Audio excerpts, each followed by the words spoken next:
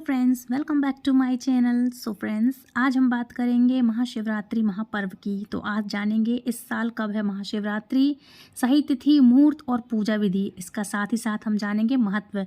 So friends, Mahashivratri के दिन शिव जी के भक्त श्रद्धा और विश्वास के साथ व्रत रखते हैं और विधि विधान से शिव गौरी की पूजा करते हैं। ऐसा कहा जाता है कि महाशिवरात्रि के दिन भगवान भोलेनाथ पृथ्वी पर मौजूद सभी शिवलिंग में विराजमान होते हैं। इसलिए महाशिवरात्रि के दिन की गई शिव की उपासना से कई गुना अधिक फल प्राप्त होता है। हिंदू पंचांग के अनुसार हर साल फाल्गुन मास के कृष्ण पक्ष की चतुर्थी तिथि को महाशिवरात्रि का पर्व मनाया जाता है। मान्यता है कि इस दिन शिव और माता पार्वती का विवाह हुआ था, इसलिए यह पर्व हर साल शिव भक्तों द्वारा धूमधाम से मनाया जाता है। महाशिवरात्रि के दिन शिव जी के भक्त श्रद्धा और विश्वास के साथ व्रत रखते हैं और विधि विधान से शिव गौरी की पूजा करते हैं। ऐसा कहा जाता है कि महाशिवरात्रि के दिन भगवान भोलेनाथ पृथ्वी पर मौजूद रहते हैं और सभी मंदिरों में विराजमान होते हैं। भगवान महादेव हर व्यक्ति की मनोकामना सुनते हैं और इनकी इच्छाएं पूरी करते हैं। भगवान महादेव सभी की पूजा को स्वीकार करते हैं। महाशिवरात्रि की सही तिथि क्या है, शुभ मुहूर्त क्या है और इसकी विधि क्या है, तो चलिए जानते हैं। तो सबसे पहले हम इसका देख लेते हैं विधि। तिथि देख लेंगे हम, इसकी विधि बाद में देखेंगे। सबसे पहले हम इसकी तिथि देख लेते हैं कि पंचांग के अनुसार फाल्गुन माह के कृष्ण पक्ष की चतुर्थी तिथि की शुरुआत हो रही है 8 मार्च को संध्या काल 9:57 पर ये शुरुआत हो जाएगी। इसका समापन अगले दिन 9 मार्च को संध्या काल 6:17 पर होगी। शिव जी की पूजा प्रदोष काल में की जाती है, इसलिए उदया तिथि देखना जरूरी होता है। ऐसा नहीं होता है कि इस साल महाशिवरात्रि आपने कभी भी कर ली। वैसे तो दिन भर ही रहता है ये पर्व, कभी भी आप कर सकते, क्योंकि ये पर्व नहीं महापर्व कहलाता है। तो आप उसी दिन करें, लेकिन उदया तिथि के अनुसार 8 तारीख को यह व्रत मनाया जाएगा। महाशिवरात्रि 2024, इसका मुहूर्त क्या है, पूजा का शुभ मुहूर्त क्या है, तो चलिए जानते हैं। सो फ्रेंड्स, 8 मार्च को महाशिवरात्रि के दिन शिव जी की पूजा का समय शाम के समय 6:25 से लेकर 9:28 तक है। इसके अलावा 4 पहर का मुहूर्त इस प्रकार होता है, जो हमने आपको अभी बताने जा रही हूँ मैं आपको। 4 पहर का मुहूर्त कैसा होता है, मतलब दिन भर का मुहूर्त बता रही हूँ मैं आपको। पूरे दिन जब पूजा करते तो बेस्ट क्या है उसका मुहूर्त, तो जान लीजिए। रात्रि प्रथम पहर पूजा का समय होगा 6:25 से रात्रि 9:28 तक। द्वितीय रात्रि पहर मतलब रात्रि का दूसरा समय क्या होगा, रात को 9:28 से 9 मार्च को रात 12:31 तक। रात्रि तृतीय प्रहर का पूजा का मुहूर्त क्या होगा, तीसरे नंबर का, रात को 12:31 से प्रातः 3:34 तक। और रात्रि चतुर्थ कौन सा होगा, चौथे नंबर का मुहूर्त होगा। रात्रि का पहर होगा जो 3:34 से लेकर प्रातः 6:37 तक। निशिता काल मुहूर्त रहेगा रात में 12:07 से 12:55 तक। ये 9 मार्च का है, 9 मार्च 2024 का। मतलब दिन भर से लेके दूसरे दिन तक का कहाँ तक कब तक मुहूर्त बन रहा है, ये मैं वो बता रही हूँ। अब बात कर लेते हैं इसके पारण समय की। जब आप व्रत रखेंगे तो इसका पारण समय क्या होगा, तो व्रत का पारण समय होगा अगले दिन, मतलब दूसरे दिन 9 तारीख को सुबह 6:37 से दोपहर 3:28 तक। मतलब 9 मार्च को आप इसका पारण जब करेंगे, तो ये आपको मैंने बता दिया। अब चलिए जान लेते हैं इसकी पूजा विधि। सो फ्रेंड्स, महाशिवरात्रि के दिन आप प्रातःकाल उठकर स्नान आदि करके पूरी श्रद्धा के साथ भगवान शिव शंकर के आगे व्रत का संकल्प लें। संकल्प के दौरान उपासना की अवधि पूरा करने के लिए शिव जी का आशीर्वाद लें। इसके अलावा आप व्रत किस तरह से रखेंगे, यानी कि फलाहार या निर्जल, ये संकल्प आप कर लें, ये आपका निश्चय होगा। फिर शुभ मुहूर्त में पूजा प्रारंभ करें। सबसे पहले भगवान शंकर को पंचामृत से स्नान करवाएं, साथ ही केसर के 8 लोटे जल चढ़ाएं। मतलब आप किसी मंदिर में जाएंगे तो आप ऐसा कर सकते हैं, वरना आप घर पे करेंगे तो आप साधारण आप 8 बार आप क्या करेंगे, फिर फूल से जल कर दीजिए। आप यदि आप पार्थिव शिवलिंग बना रहे हैं तो 8 बार आप फूल से कर दीजिए, लेकिन केसर युक्त जल चढ़ाइएगा। साथ ही आप केसर के 8 लोटे जल चढ़ाएं और पूरी रात्रि दीप जलाएं। आप दीपदान यदि आप करना चाहते हैं कि आप दीप अखंड ज्योत जलाएंगे, और वैसे भी जब पूजा चलती है तो आपको दीप अवश्य ही जलाना चाहिए। दीप प्रज्वलित रहे, मतलब दीप आपका जलता रहे। इसके अलावा चंदन का आप तिलक लगाएं, और महादेव को भी चंदन का ही तिलक लगता है, सफ़ेद तिलक लगता है, भस्म लगती है। उनको लाल सिंदूर का तिलक कभी नहीं लगता। केसर का लगेगा, लेकिन आप लाल सिंदूर ना चढ़ाएं। भोलेनाथ को, महादेव को लाल टीका नहीं लगता है, पीला सफ़ेद ये टीका लगता है, त्रिकुंड बनता है जिसका, या केसर वाला पीला तिलक लगता है, हल्का रेडनेस होता है जिसमें, या वो चढ़ता है। उसके बाद महादेव को बेलपत्र, भांग, धतूरा, इन सब का जो महादेव के पसंदीदा हैं, भोलेनाथ का सबसे पसंदीदा चीज़ें कहलाती हैं, तो ये सब आप उनको अर्पित करें। इसलिए 3 बेलपत्र, भांग, धतूरा, जायफल, कमलगट्टा फल, मिष्ठान, मीठा पान, इत्र व दक्षिणा चढ़ाएं। इसके बाद केसर युक्त खीर का भोग लगाकर सबको प्रसाद बांटें। महादेव को खीर बहुत प्रिय होती है, तो आप खीर का भोग अवश्य लगाएं। इसके साथ माता गौरी के लिए आप सुहाग का सामान अवश्य चढ़ाएं। आप सुहाग की पिटारी ले आ सकते हैं, या अपने हिसाब से आप अलग अलग सामान रखवा सकते हैं। इसमें काजल, मेहंदी, बिंदी, सिंदूर, हरियर लाल कलर की चूड़ियाँ, साड़ी या चुनरी, आप ये सब चीज़ें, महावर हो गया, मेहंदी, ये सब चीज़ें माँ को आप अर्पित ज़रूर करें। और आप या तो सब में बांट दें, यदि आप ज़्यादा क्वांटिटी में चढ़ाएंगे तो आप बांटें भी, और स्वयं भी धारण करें।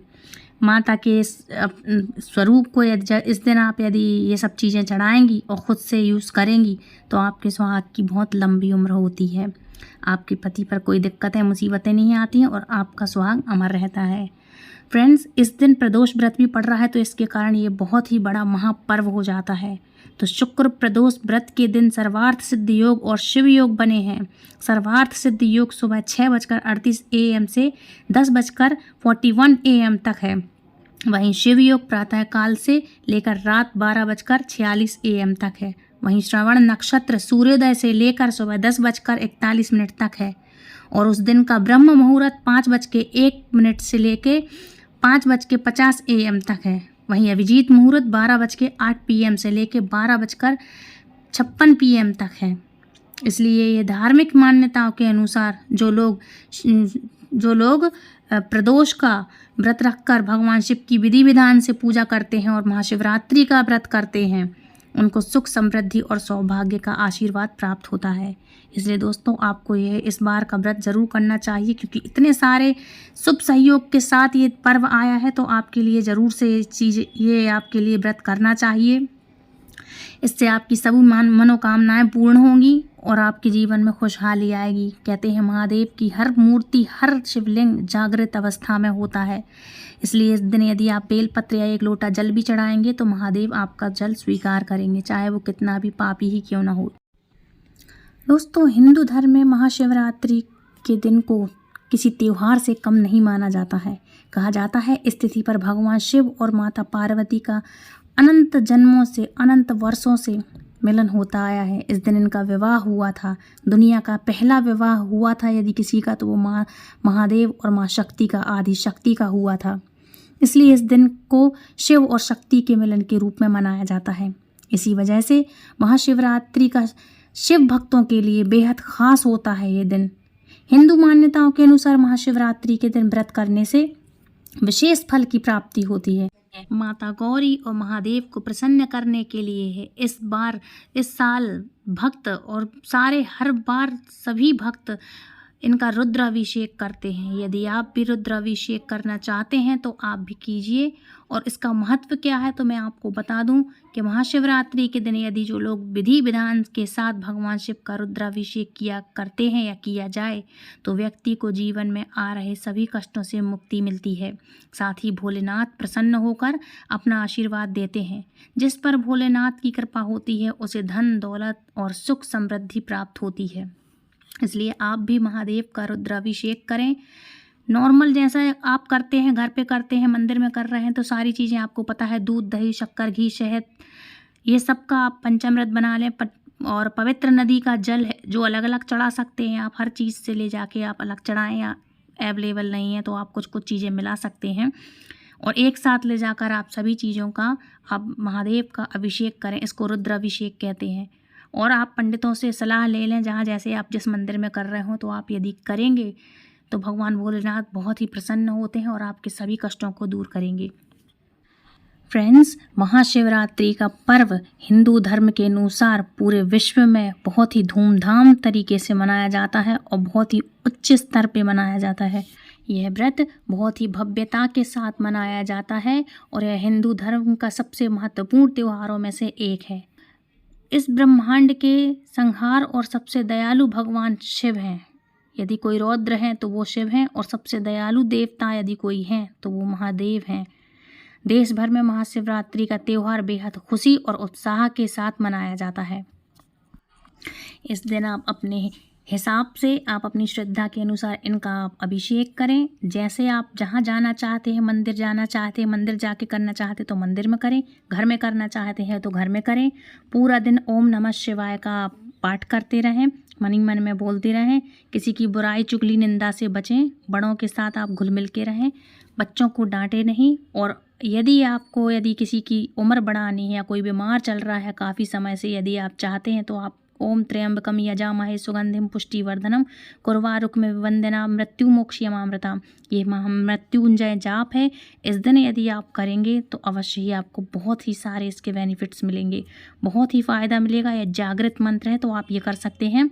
माला कर सकते हैं आप ओम नमो भगवते वासुदेवाय की, क्योंकि ये तो इनके ही इष्ट हैं तो आप इनकी भी माला कर सकते हैं। और ओम नमः शिवाय की माला कर सकते हैं। और क्योंकि भगवान शिव को राम पसंद है, कृष्ण पसंद है और भगवान कृष्ण जाप करते हैं महादेव का, तो इस दिन आप सभी की पूजा करें, कोई दिक्कत नहीं है। आप अपने इष्ट की पूजा कर सकते हैं, कोई दिक्कत नहीं है। महादेव भोलेनाथ हैं, भोले बाबा हैं, बहुत जल्दी खुश हो जाते हैं वो, तो आप किसी का भी आप कर सकते हैं, आप अपने इष्ट का नाम ले सकते हैं।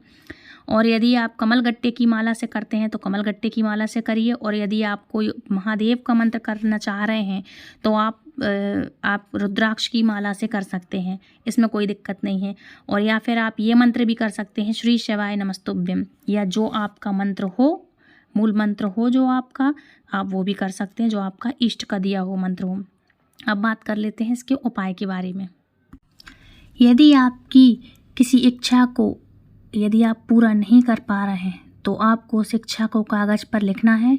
उदाहरण के लिए यदि सैलरी नहीं मिल रही है तो आपको क्या लिखना है, मेरी सैलरी मिल गई है, मैं खुश हूँ। इसे लाल पेन से एक कागज़ पर लिखें और उस कागज़ को मोड़कर शिवरात्रि वाले दिन घर से बाहर ज़मीन में दबा दें। साथ ही उस जगह पर एक पौधा लगा दें और रोज़ाना पानी दें।